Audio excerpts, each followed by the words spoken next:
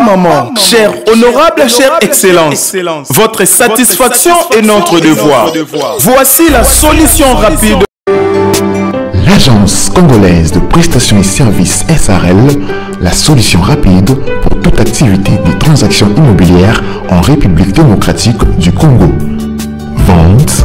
achat, gestion, estimation, mise en location des biens meubles et immeubles, contactez-nous au +200. L'Agence congolaise de prestations et services SARL, la solution rapide pour toute activité de transactions immobilières en République démocratique du Congo. Vente, achat, gestion, estimation, mise en location des biens meubles et immeubles, contactez-nous au +243 85 27 79 630. Vous avez une parcelle à vendre, un terrain, une villa, une construction. Mbote libota nangai mbote na biso awa tozali na commune ya Lemba toye kotala immeuble oyo dernièrement tochaki yango en mode photo mais bandeko basengaki et en mode vrai vidéo yango lelo tokitaki susu na Lemba pona kozwa vidéo ya bien toke non na makadam tokozonga donc awa toza na route bypass na ngambu kuna toza na Lemba Salongo na ngambu na biso boye toza na Lemba Terminus et na ngambu mususu toza na Matete donc tozo lakisa makadam boye po tolobara toujours que environnement quartier nde epesaka esengo ou soit goût ya kosomba eloko oyo yo ozana yango posa donc elinko lobakara que orovanda na banani et quartier oza eza ndenge nini wana to matana na lupangu awa toza na premier niveau tozotala quand même quartier ndenge ezali ndenge tongami na lobaki awa toza na Lemba Terminus na quartier moko ya bien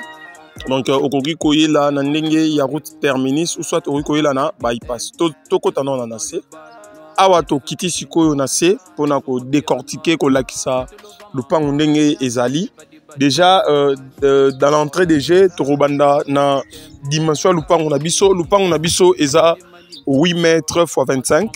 eza 8 x 25 donc eza vraiment moulaï en termes de mètres carrés toza na 200 mètres carrés o eza équivalent il y a 10 mètres x 20 wana eza superficie ya lupangu na biso et puis awa tozomona mai eza très bien donc espace ezali ya parking pour 2 véhicules ou soit 3 véhicules mais chaque appartement ba réservaki parking pour na mutuka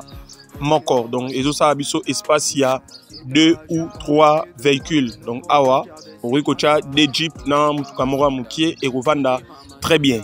Et par rapport à la composition, il y a un appartement na biso, donc toza na 3 appartements. Na likolo toza na appartement moko, il y a munene, il y a 3 chambres et puis na C awa en face na biso, ezalaki appartement moko mais bakabola ki yango et puis si une chambre salon cuisine salle de bain o ezali boso, wana to rotala na couloir awa. Voilà, donc mboa azamwa liboso wana moyen to poussa na vraiment ezate mais to laksa couloir wana pour batnyos pas comprendre que ezana appartement mo ezana sima kuna appartement mo ezana sima kuna ya bien peu lisusu oyo muto azali aluaka wana to zoomer voilà donc bomoni mboa azawana il est très méchant donc tito sa vidéo boye azoganga ganga mais on n'en peut pas toujours ça musala donc awa ndaku oyo bomoni eza très propre très kitoko donc bat baza awa bazo louer yango moni to boyi ko tia image ya kati mais image ya kati ezali mais to boyi ko tiango en public voilà parce que eza confidentialité ya batu wana to remata na premier niveau to laksali sous likolo véranda ndenge lupango ezali ndenge escalier eza propre voilà un peu donc par rapport à prix lupango na biso bache yango $130,000 à discuter ndenge tolobaki tour à liboso eza na prix à $130,000 à discuter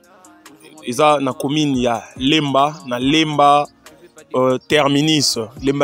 okoki koyela na ndenge bypass okoki koyela na ndenge ya super oyeti terminus okoti oza mobimba donc eza emplacement ya bien tolobi eza na 3 appartements oyo ya likolo esika awa tozali ya rez-de-chaussée to na une chambre salon et puis na ciment na ndenge ya couloir côté bomona gimbwa appartement moko pe eza wana. Donc immeuble oyo eza immeuble moko récemment construit, donc eza ya ba année belé ya kalate eza euti ko tongama kaka na ba année oyo euti ko lekaleka awa. Donc wana awa to bandeli sous ko lakisa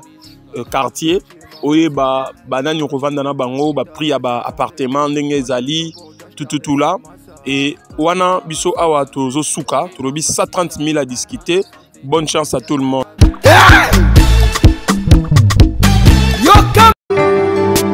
L'agence congolaise de prestations et services SARL, la solution rapide pour toute activité des transactions immobilières en République démocratique du Congo. Vente, achat, gestion, estimation, mise en location des biens meubles et immeubles. Contactez-nous au +243 85 27 79 630. Vous avez une parcelle à vendre, un terrain, une villa, une concession, un bureau et un appartement à vendre ou à louer. Contactez-nous au +243 85 27 79 630. La CPS SARL est la première société et grand réseau spécialisé dans la vente et l'achat des biens immobiliers.